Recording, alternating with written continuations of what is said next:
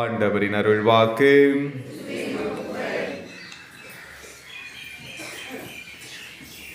கிறிஸ்துவில் மிகவும் பிரியமான சகோதர சகோதரிகளே, ஆண்டவரின் அன்பு பிள்ளைகளே, உங்கள் அனைவருக்கும் தமிழர் திருவிழாவாம் பொங்கல் திருவிழா நல்வாழ்த்துக்களை மகிழ்ச்சியோடு உரித்தாக்கிக் கொள்ளுகின்றேன்.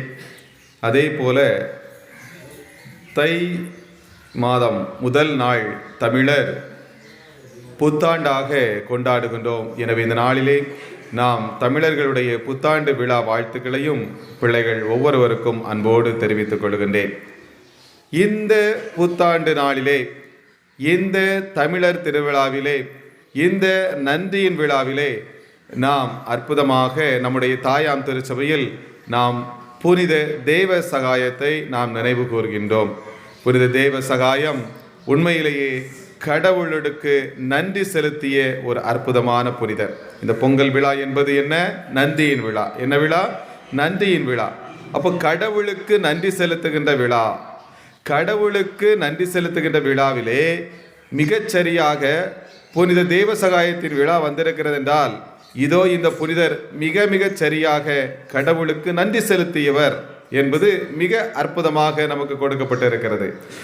கடவுள் நமக்கு செய்தது என்ன? அந்த செயலுக்கு நாம் எப்படி நன்றி செலுத்த வேண்டும்? கடவுள் நமக்கு என்ன செய்தார்? நம்மீதுள்ள அன்பினால் இந்த மண்ணகத்தில் மனிதனாக பிறந்தார். மனுவர் எடுத்து பிறந்தவர், நமக்காக நம்மோடு வாழ்ந்தவர், நம்முடைய பாவங்களின் பொருட்டு அவர் கல்வாரியிலே நொறுக்கப்பட்டார். மிக கொடிய வேதனையான சிலுவை சாவை ஏற்றுக்கொண்டார். எனவே சிலுவையை சுமந்து இரத்தம் சிந்தி நமக்காக தன்னுடைய உயிரை கொடுத்து கடவுள் நம்மீது அன்பு கொண்டார். இதுதான் கடவுள் நமக்கு செய்தது. அப்போ கடவுள் நமக்கு செய்த இந்த அன்பிற்கு நாம் எப்படி நன்றி செலுத்த முடியும் என்று நமக்கு தோன்றும். ஆனால் இங்கே நம் மண்ணில் பிறந்த, இந்திய தேசத்தில் பிறந்த ஒரு அற்புதமான புனிதர் கடவுள் நமக்கு எப்படி அன்பு செய்தாரோ அந்த அன்பிற்கு பதிலாக, நன்றியாக நானும் கடவுளை அன்பு செய்வேன்.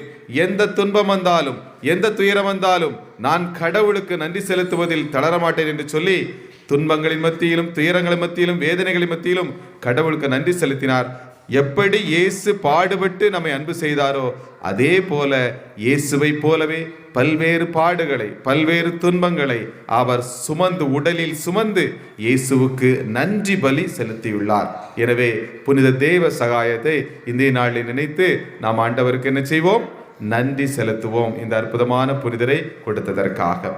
அதே போல அருமையானவர்களே, இந்த விவிலியத்திலே நம்மளுக்கு பொங்கல் விழா என்று சொல்லுகின்ற பொழுது அற்புதமாக விடுதலை பயணத்திலே நமக்கு கொடுக்கப்பட்டிருக்கின்ற அற்புதமான விழாக்களை நாம் பார்க்கிறோம். 30 விழாக்கள் என்று விவிலியத்திலே கொடுக்கப்பட்டிருக்கிறது. விடுதலை பயணம் 23ஆம் அதிகாரம் 14வது இறை வார்த்தையிலே, ஆண்டிற்கு 3 முறை நீ எனக்கு விழா எடுப்பாய், புளிப்பற்ற அப்ப விழா நீ கொண்டாட வேண்டும். நான் உனக்கு கட்டளையிட்டபடி அபிபு மாதத்தில் குறிக்கப்பட்ட காலத்தில் 7 நாட்கள் புளிப்பற்ற அப்பம் உண்பாய். ஏனெனில் நீ எகிப்திலிருந்து வெளியேறினாய், எவரும் வெறுங்கையராய் என் திருமுன் வர வேண்டாம் என்று சொல்லி அழகாக ஆண்டவர் சொல்லுகின்றார். அடுத்த வார்த்தை பாருங்கள், வயலில் நீ விதைத்து உன் உழைப்பின் முதற் பயனை கிட்டும்போது அறுவடை விழாவும் ஆண்டு தொடக்கத்தில் வயலில் இருந்து உனது உழைப்பின் பயனை ஒன்று சேர்க்கையில் சேகரிப்பு விழாவும் எடுக்க வேண்டும் என்று அற்புதமாக சொல்லப்படுகிறது. எனவே பாருங்கள், அந்த ஆண்டின் தொடக்கத்திலே கொண்டாடப்படக்கூடிய அந்த நன்றியின் விழாவாக இந்த அறுவடை விழா, இந்த சேகரிப்பு விழா இருக்கிறது. ஆம், தமிழர்கள் இதைத்தான் நம் அறுவடை பெருவிழாவாக கொண்டாடுகின்றோம். விவிலியத்தில் இஸ்ராயல் மக்கள் கடவுள் நமக்கு செலுத்திய இந்த அன்பை நினைத்து நன்றி செலுத்தும் விழாவாக அறுவடை விழா கொண்டாடினார்கள். அவர்களுடைய வாழ்க்கையை பார்க்கின்ற பொழுது தொடக்கத்திலே அவர்கள் கால்நடை மேய்ப்பவர்களாக இருக்கிறார்கள் இல்லையா? ஆங்காங்கே அவர்கள் அப்போ தங்களுடைய முதற் கனிகளை அவர்கள் கொடுக்கிறார்கள். குறிப்பாக அந்த கால்நடைகளின் முதல் ஈறுகளை கடவுளுக்கு காணிக்கையாக அவர்கள் கொடுப்பது வழக்கமாக இருந்தது. அது மட்டுமில்லாது அவர்கள் பாலை நிலத்திலே பயணப்பட்டு அந்த எகிப்திய அடிமைத்தனத்திலிருந்து அவர்கள் பயணப்பட்டு பாலும் தேனும் பொழிகின்ற கானான் தேசத்திற்கு வந்து அப்பொழுதுதான் அவர்கள் அமர்கிறார்கள். கடவுள் எங்களுக்கு இந்த வாக்களிக்கப்பட்ட நாட்டை கொடுத்திருக்கிறார்.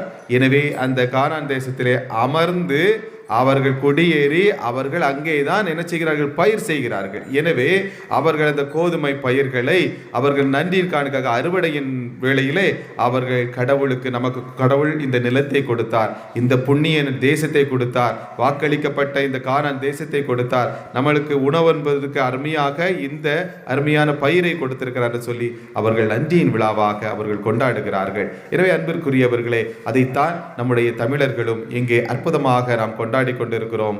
என்ன கொண்டாடுகிறோம்? இந்த அறுவடையின் விழாவை, நன்றியின் விழாவை பொங்கல் விழாவாக மிகச் சிறப்பாக கொண்டாடி கொண்டிருக்கின்றோம். பிள்ளைகளே, அருமையான என் அன்பு இறைமக்களே, நம்முடைய வாழ்க்கையில் இந்த பொங்கல் விழா 4 விதமான வாழ்வியல் பாடங்களை கொடுக்கிறது. பொங்கல் விழா நம்முடைய வாழ்க்கையில் 4 விதமான வாழ்வியல் பாடங்களை கொடுக்கிறது. மறக்கவே கூட, ஒவ்வொரு நாளும் அதை கடைபிடிக்க வேண்டும். சரிதானே? 4. முதல் நாளிலே நேற்றைய தினம் என்ன செய்வோம்? என்ன விழா கொண்டாடுவோம்? நேற்று போகி பண்டிகை. அப்படி என்றால் பழையன கழிதலும் புதியன புகுதலும். பழையன கழிந்தால்தான் புதியன புக முடியும். அப்படித்தானே? குடம் நிறைய தண்ணி வச்சிருக்கோம், பழைய தண்ணி. புதுசா தண்ணி வருது, அந்த பழைய தண்ணியை குடத்து முன்னா அப்படியே வச்சுட்டு இருந்தாக்கா புதிய தண்ணி எடுக்க முடியுமா? பழைய தண்ணி என்ன செய்வீங்க? அவ்வளோ நாளும் சேர்த்தா வச்சிருப்பிய. பிள்ளைய அதை தொட்ட பிள்ளைய வச்சிருப்பிய. தண்ணி இல்லைன்ட்டு பத்திரமா வச்சிருப்பிய. அங்கே தண்ணி வந்துட்டு வந்த உடனே என்ன செய்விய? அந்த குடத்தில் உள்ள தண்ணியை அப்படியே முன்னால் இருக்கிற செடிக்கு மடக்கு மடக்கு மடக்கு மடக்கிட்டு தூக்கி ஊற்றிட்டு என்ன செய்வீங்க? ஓடி போய் புதிய தண்ணீரை எடுப்பீர்கள். அவ்வளவு நாளும் பத்திரப்படுத்தி பிள்ளைகள்லாம் அடிச்சிருப்பிய, தொடாதன்று சொல்லி பத்திரப்படுத்திய தண்ணீர். ஆனால் புதிய தண்ணீர் வருகின்ற பொழுது பழைய தண்ணீர் போக வேண்டுமே, நம்ம தான் ஊத்துறோம். எனவே பழையன கழிந்தால்தான் புதியன கிடைக்கும், புதியன வரும். இன்னும் நம்முடைய வாழ்க்கையிலே பழையவற்றை கழிய வேண்டும், பழக வேண்டும். நிறைய பேருக்கு இந்த பழக்கமே இருக்காது. பழையதை சேர்த்து வச்சுக்கிட்டே இருப்போம். 2 காரியங்கள். ஒன்று, நம்முடைய வீட்டில் உள்ள இருக்கக்கூடிய பொருட்கள்.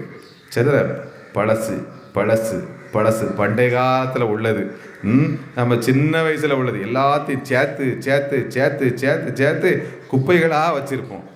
அப்புறம் எப்படி புதுசு வரும்? உங்களுக்கு அத்தியாவசியமானது, தேவையானது, நல்லது என்றால் அது இருக்கணும்.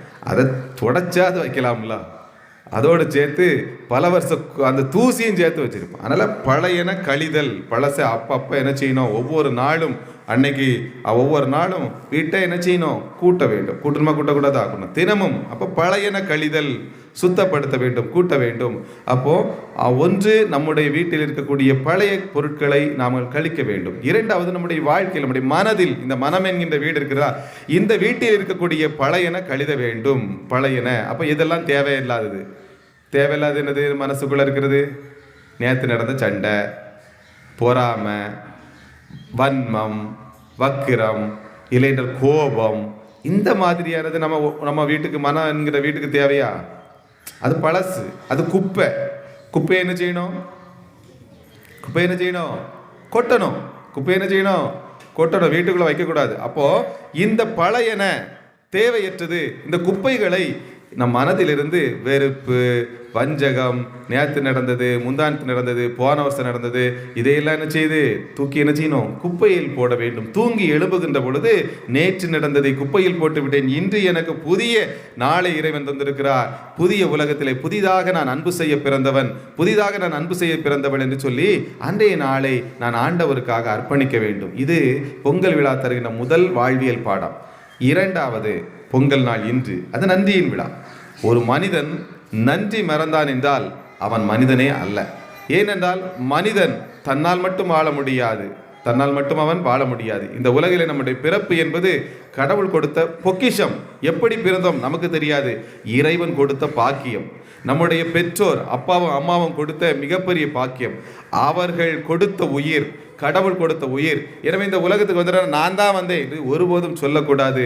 நாம் மற்றவர்களால், இறைவனால் இந்த உலகிலே படைக்கப்பட்டிருக்கிறோம். எனவே நம்மை படைத்த கடவுளுக்கும், நம்மை இந்த உலகத்திற்கு கொண்டு வந்த நம்முடைய பெற்றோருக்கும், நாம் வாழ்வதற்கு எனக்கு இந்த ட்ரெஸ்ஸு போட்டிருக்கேன் அப்படின்னா நானா செஞ்சது இல்லை.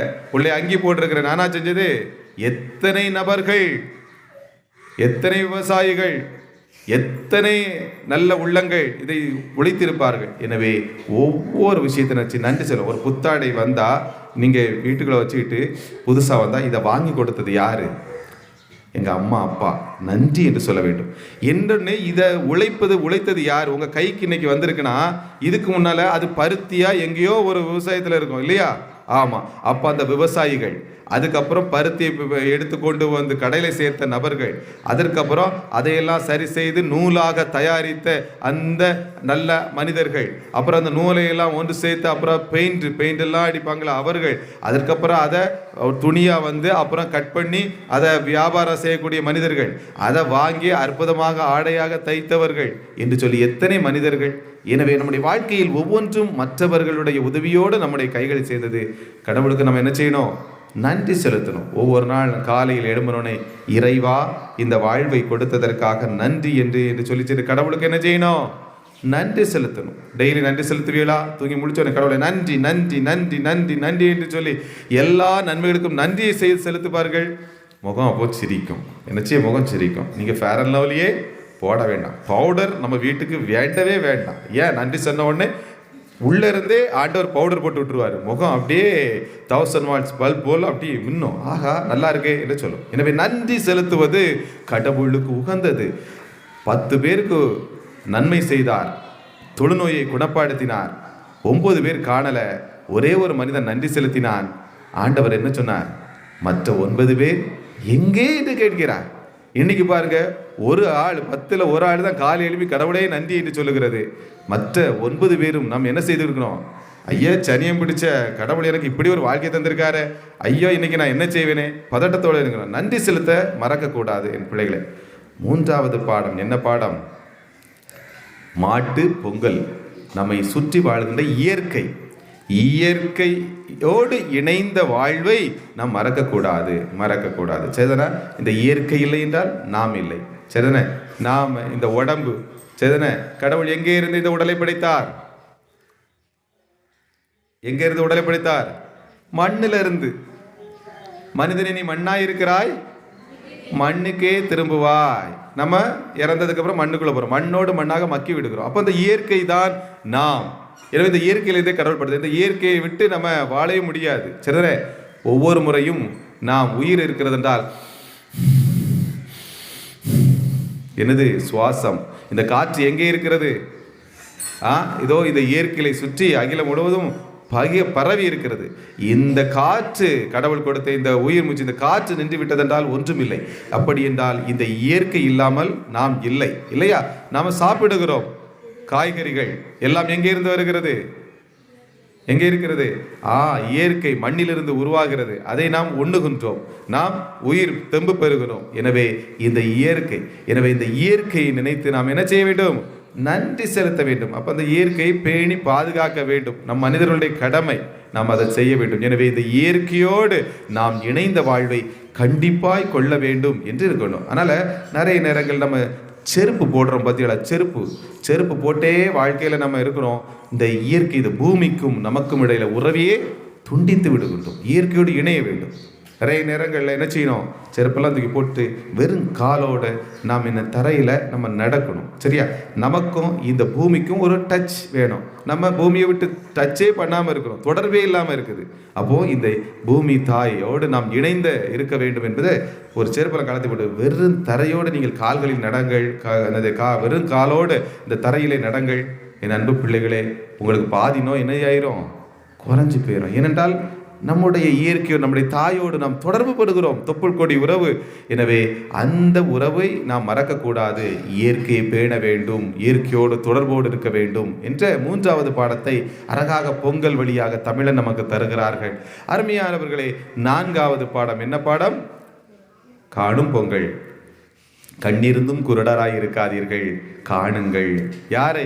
உறவினர்களோடு வெளியே போவீங்க இல்லையா? நம்ம சொந்தங்களை சென்று சந்திக்க வேண்டும், சொந்தங்களோடு நாம் வெளியில் செல்ல வேண்டும். எனவே உழைத்து மெஷினு மற்ற காரியங்கள் இங்கே இருக்குது, பண்ட பாத்திரங்கள் சொல்லிட்டு நம்ம இந்த உழைப்பிலே இருக்கிற பொழுது ஒரு நாள் நீங்கள் ஓய்வெடுக்க வேண்டும். ஓய்வெடுத்து என்ன செய்யுங்க? இந்த உலகை பாருங்கள், அருகில் இருப்பவர்களை பாருங்கள். எனவே ஒவ்வொருவரையும் காணுங்கள், கண்ணிருந்தும் குருடராய் இருக்காதீர்கள், நீங்கள் உங்களுக்கு சுற்றி இருக்கக்கூடிய மனிதர்களை உற்று பாருங்கள் என்று சொல்லி எல்லாரையும் பார்க்கணும். இந்த உலகம் எதுக்காகத்தான் படைக்கப்பட்டிருக்குது. நிறைய பேருக்கு கண்ணே கிடையாது. அப்படியே காலில் எழும்புவாங்க, பொண்டாட்டி பிள்ளையில பார்க்கறதில்ல, அந்த ஆளை பல் துளக்குறது, அப்படியே இருக்கிறது, அப்படியே சாப்பிட்றது, எட்டி கூட ஏம்மா நல்லா சமைச்சிருக்க அப்படி சொல்கிறதே கிடையாது. அந்த ஆளை போடுறது, அந்த ஆளை எல்லாரும் எடுத்துகிட்டு எய்த்தாப்பில் எவன் வாரான் போகிறான் எவனுமே தெரியாது. நேரே போய் வேலை செய்கிறது, சம்பளத்தை வாங்குறது, திருட்டு என்னெல்லாம் வாங்கணுமோ வாங்கிட்டு அப்படியே வர்றது. அதுக்கப்புறம் வரும்போதும் பொண்டாட்டி பிள்ளைகளை சில பேர் பார்க்கறதில்ல, அந்த ஆளை சாப்பாடுட்டு அப்படியே படுத்துறது. அவர்கள் மிகச்சிறந்த உழைப்பாளிகள். சரிதான், அவர்கள் மிகச்சிறந்த உழைப்பாளர்கள். உழைப்பை கடவுளாக கொண்டவர்கள் மற்றவர்களை பார்க்க மாட்டார்கள். நல்லவர்கள், அவர்கள் தங்கமானவர்கள். அவர்களுக்கு அந்த தங்கத்துக்கு தான் கடவுள் சொல்லியிருக்கிறாரு, ஒரு நாள் ஓய்வெடு, கண்ணை திறந்து பாரு, சந்தோஷமா இரியா. நீ உழைக்கிறே, எதுக்காக உழைக்கிற? மனைவி பிள்ளைகளோட சந்தோஷமா இருக்கிறதுக்கு போ, கூட்டிட்டு வெளியே போ, ஒரு கன்னியாகுமரிக்கு போ, ஒரு கோவிலுக்கு போ, போய் கொஞ்ச நேரம் உட்காரு என்று சொல்லி கடவுள் இந்த காணும் பொங்கலை நமக்கு தந்திருக்கிறார். எனவே என் அன்பு பிள்ளைகளை 4 வாழ்வியல் பாடங்கள் சித்தனை. 1, பழையன கழிதால் தான் புதியன பிறக்கும் என்று சொல்லி அழகான பாடம். 2வது, கடவுள் நமக்கு இந்த உலகை கொடுத்திருக்கிறார், வாழ்வை கொடுத்திருக்கிறார், நன்றி மறப்பது நல்லது அல்ல என்று சொல்லி அருமையான பாடத்தை கொடுத்திருக்கிறார். 3வது, அருமையானவர்களே, இந்த இயற்கை இல்லாமல் நாம் இல்லை. இயற்கையோடு எந்த அளவுக்கு நீ தொடர்போடு இருக்கிறாயோ அந்த அளவுக்கு உன் வாழ்க்கை நலமாக இருக்கும் என்ற 3வது பாடம்.